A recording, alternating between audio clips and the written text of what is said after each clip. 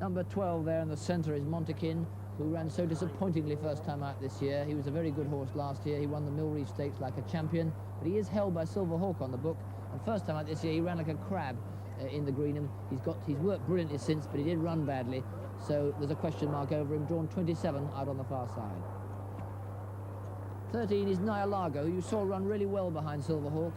Finished right up close behind him, finished second, but he's got a length and a half to find. A horse of improving promise. He won his last 3 last year, and a perfectly viable outsider at 20 to 1. Montekin is through there.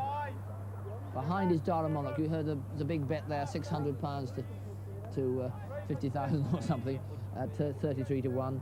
He's a horse, it's hard to tell really. He's won his only race this year at Fairy House. He did win a race in Ireland last year as well. Wouldn't appear the form to be good enough, but he's considered pretty highly in Ireland, and they can collect here.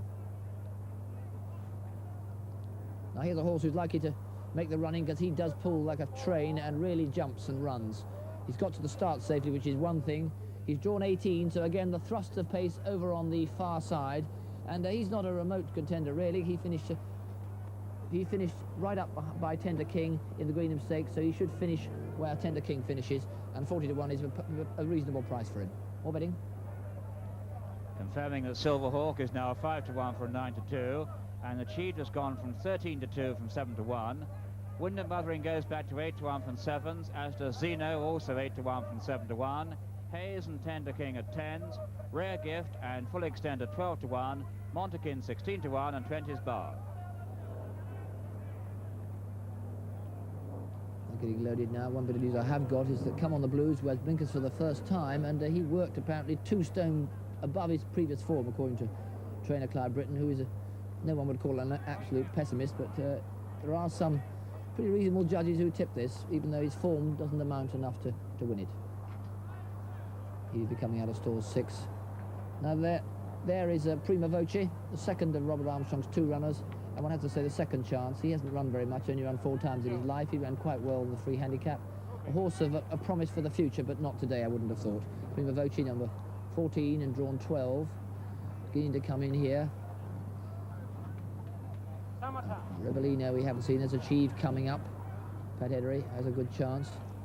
23, Steel Bay. That's a horse with a little bit of an outsider's chance. He ran very well behind Count Parlin. But he is a maiden. He's never yet won a race, and it's further away than anyone can remember when a horse who never won a race previously actually went and won the Guineas. Steel Bay, who's drawn 2, that'll be next to the favourite Silver Hawk. And there's Rebellino, who's another hope from the north. He ran really well in the free handicap, finished second there, and he should be held by Mirabeau just on the book, but he's a very tough, strong contender, and is not without a chance. Ridden by Edward Hyde, a very experienced classic rider, and this is the only one of the 5 English classics that Edward hasn't won. 25 to 1 down from Middleham in Yorkshire. And another flash of the wondrous McCurrick, 50 to 1 Cornish from 66, and here's the man with the cape. Achieved a bit on the drift. He's gone out from 7 to 1 to 8 to 1. I've seen a bet of 24,000 to 2 Full Extent has gone in, and there's been 20,000 to 1 twice for Montekin. John Dunlap's horse being fancied. Wyndham Wuthering, steady, very steady at 8, but not a lot of money for him. Macmillan, an outsider, 5,000 to 100. Back to you, Bruff. Yes, well, Zino's yet to go in. Hayes is yet to go in. Briefly about 1 or 2 of the others we might have mentioned. City Stevens, a very promising horse who won a maiden race here, but doesn't look to be quite the class. Royal Rendezvous from Ireland. Some people say he's a very good horse in Ireland, but he's held by Achieved on the book. And Wong Choi should finish about when Nyalago finishes, and both of those should be behind Silver Hawk. But all over the world, it's very hard to do, to just make form book work. There's just 1 more to go for this 2,000 guineas, so there's the favourites in. Here's Rory Gilbert. Thank you, Bruff, yes, and a pretty big field for the Guineas, almost a record-sized field, in fact. All in, you hear the start of Dick Smalley say, and away they go in the 2,000 Guineas, and very quickly out towards the outside for France was Zino, but going with him is Wyndham Wuthering, and right behind those 2, Macmillan, and close up for the north is Full Extent. Then comes Bold Port, behind him also for Ireland is Dara Monarch. Leicester's going well on Rare Gift, and then comes Nyalago, but as you see, they've split into 2 groups, and leading the far side group at the moment is Wyndham Wuthering, followed by Zino and Full Extent, while over on the Near side, it's Wong Choi and very prominent Silly Season and Mirabeau. And right after these, Rebellino. And after Rebellino comes Steel Bay. The favourite Silverhawk is quite well placed, but last at the moment for Ireland is Royal Rendezvous. Come On the Blues is badly placed as well. But coming on now down towards the halfway stage in the 2,000 guineas, two distinct groups of runners in this big field. Back to Graham Goad in the grandstand. And to the left of the picture, it's Wyndham, Wuthering, Zino in full extent, and on the near side, Vincent Bennett showing good speed, and on the near side rail, Silverhawk trying to come with a run. Silly Stephen is also up with the leaders on the near side, and so too is Wong Choi. And it's the far side that have the advantage, with just over 3 furlongs to go. And it's Zino, Wyndham, Wuthering from Dara Monarch, who's finishing strongly. 2.5 furlongs to go in the 2,000 guineas.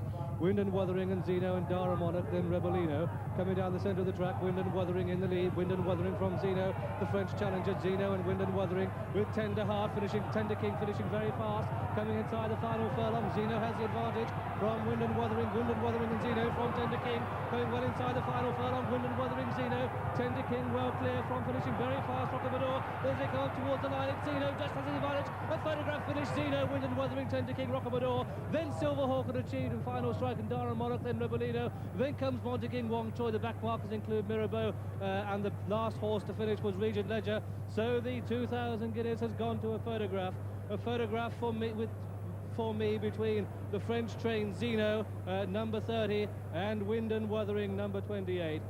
Zino is owned by Mr. Jerry Oldham, trained in France by Francois Boutin, and ridden by Freddie Head. Perhaps Freddie has collected this, his first English classic, because he's in a photo with number 28, Wyndham, Wuthering, owned by Mr. R.M. and C.A. Kaiser, trained at Wantage by Henry Candy and ridden by Steve Cawthon. These two virtually had it between them for the final quarter mile.